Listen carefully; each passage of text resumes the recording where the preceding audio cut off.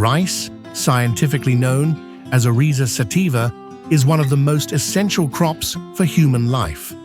This cereal, which has accompanied civilization for more than 10,000 years, is the staple food for more than half of the world's population.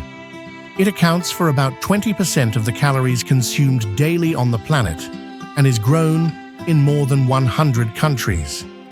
China and India lead global production, together generating more than 50% of the rice consumed worldwide. But rice is not just a food. It is a cultural symbol, an economic tool, and a living connection between humans and the earth. From the terrace fields of Southeast Asia to the vast flooded plains of Brazil or the United States, its cultivation involves a fascinating combination of tradition, technology, human effort, and dependence on water. To understand the journey of rice, from seed to plate, is to understand how the agri-food system that sustains modern life works. Before continuing with this story that unites science, land, and humanity, we invite you to join our agricultural community. If you are passionate about the world of farming and believe in the power of the land to transform lives, subscribe now to the Farming World channel. Activate the bell, leave your like, and share this video with people who value rural work. This content is dedicated with deep respect to all the farmers of the world, whose silent and constant work guarantees food on our tables.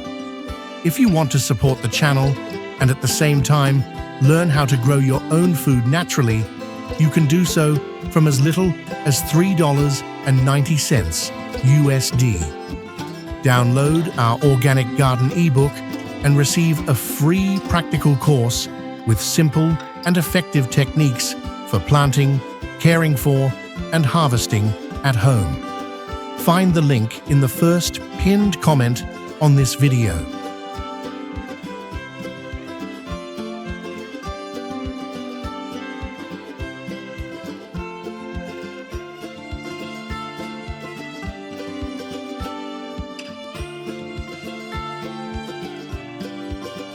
At the industrial level, rice has a complex and highly specialized production chain. It all starts with the selection of suitable land, level soil, good water availability, and favorable climatic conditions.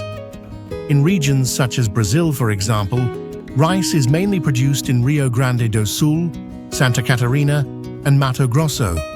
Globally, in addition to Asia, countries such as the United States, Egypt, and Nigeria also play a key role in the global rice supply. Soil preparation is one of the first steps. It is plowed deeply, weeds are removed, and it is leveled with millimeter precision to allow for water flow and retention. This step is essential, as rice needs to develop in semi-flooded environments for much of its cycle. There are two main methods of planting: direct seeding and transplanting. In direct seeding, the seeds are scattered over the prepared ground, which is then carefully flooded. In transplanting, the seedlings are grown in nurseries and then transferred manually or mechanically to the final field. Irrigation is one of the most delicate components of rice cultivation. A constant layer of water is maintained, which acts as a thermal regulator, suppresses weeds, and helps uniform growth. At this stage, producers must monitor the water level, its purity, and the frequency of partial drainage, especially in the moments prior to harvest. It is a water-intensive crop, which is why water efficiency and sustainability are key parts of the process today. The rice harvest depends on the variety grown and the weather conditions. It usually takes place between 4 and 6 months after planting, when the grains reach an approximate moisture content of 20%. Harvesting can be done by hand, with tools such as sickles, or mechanically with harvesters that cut and thresh simultaneously. The grains must then be dried to prevent fermentation or loss of quality. This drying can be done in the sun or in large industrial dryers fueled by biomass. Reducing the moisture content to 13 to 14% is essential to ensure proper preservation during transport and storage.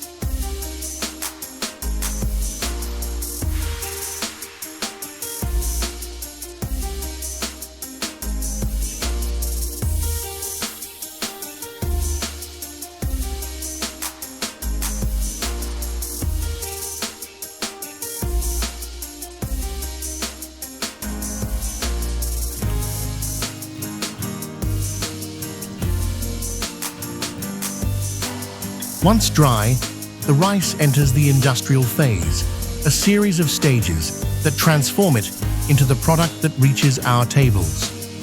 The first step is transport to the processing plants, where initial cleaning takes place. Stones, dust, plant debris, or seeds from other species are removed using sieves and separators. The grains are then temporarily stored in silos under controlled temperature and humidity conditions. The paddy rice can remain there for weeks, waiting to be husked, polished, graded, and packaged. Each grain undergoes a rigorous selection process aimed at ensuring quality, food safety, and commercial presentation. Hulling is a critical stage. It separates the outer husk without damaging the inner grain.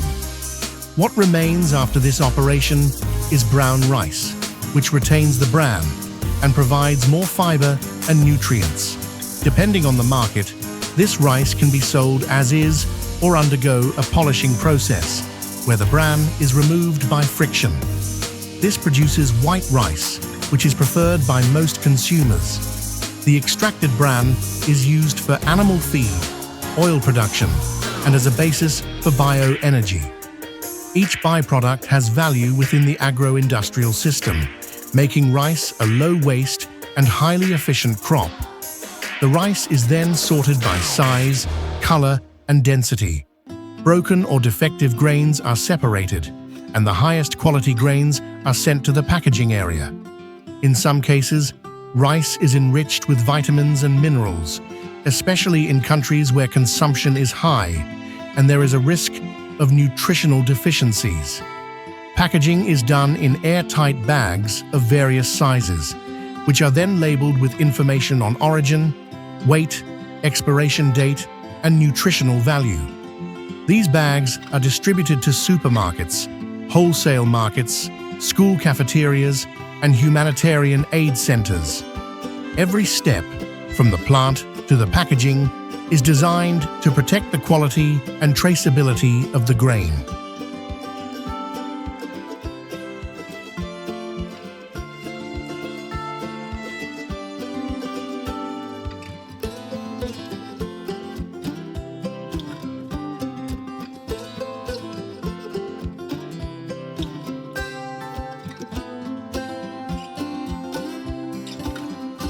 But behind all this technological process, there are still human hands. Farmers who sow by hand, engineers who monitor irrigation systems, operators who adjust machines, transporters who travel miles with each load. Without them, rice would not exist. Today, the most important innovations in this crop come from the fusion of ancestral knowledge and modern technologies: precision irrigation, drones for monitoring, climate-resistant varieties, smart fertilization, and regenerative practices that bring life back to the soil. In the current context of climate crisis, rice faces serious challenges. Water stress, soil salinization, loss of biodiversity, and rising agricultural input costs threaten its sustainable production. As a result, many countries are investing in cleaner and more resilient production systems. There are initiatives to reduce methane emissions, a greenhouse gas released in flooded fields, and to reuse rice waste as biomaterials. Regenerative agriculture and the use of byproducts are ushering in a new era of rice as a circular crop. This global movement for fairer and more sustainable rice production also includes consumers. Today, we have the power to choose products from responsible supply chains, support local markets, and value the origin of our food. Rice is so commonplace that we often forget its true value. It is a bridge between the past and the future, between technology and the earth, between science and the soul. Understanding its process is understanding part of who we are as humanity. In Africa, Asia, and Latin America, rice not only feeds bodies, it sustains entire cultures. From rituals in India, where rice symbolizes prosperity, to Lunar New Year celebrations in China, to the classic rice and beans of Latin America, this grain unites billions of people in a common history. It is a symbol of survival, adaptability, identity, and also of hope. In many places where other crops fail, rice continues to grow. That is why telling this story is not just about talking about a food. It is about paying tribute to an invisible network that keeps the world in balance.